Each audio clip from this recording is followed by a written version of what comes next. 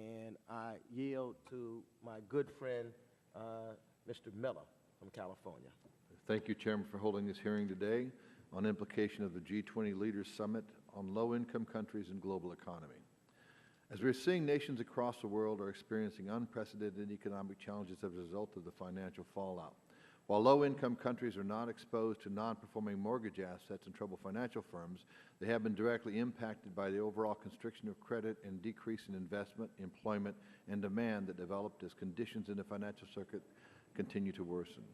Many emerging economies around the globe have made significant progress in implementing financial, government, and social reforms necessary to foster stable economic growth.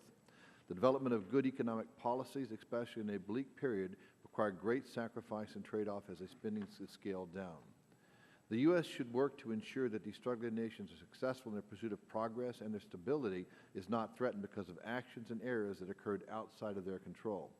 It is more important than ever to ensure that these nations continue a course of sound economic policies that will allow them to move forward, building a strong middle class and thus sustainable foundation for recovery.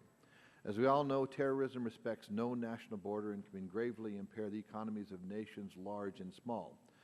Poverty breeds unrest and instability that creates a type of condition that allow dictators and extremists to thrive.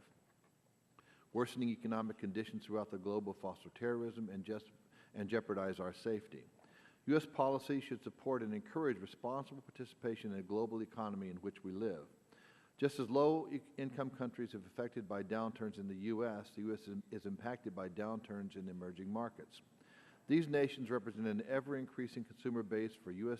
exports. When they suffer economic strife, global demand diminishes and the U.S. jobs are affected as a consequence. With that, I look forward to the hearing today and further to review the subcommittees made on G20 and their April hearing.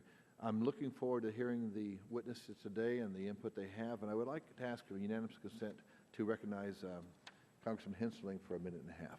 Without objection.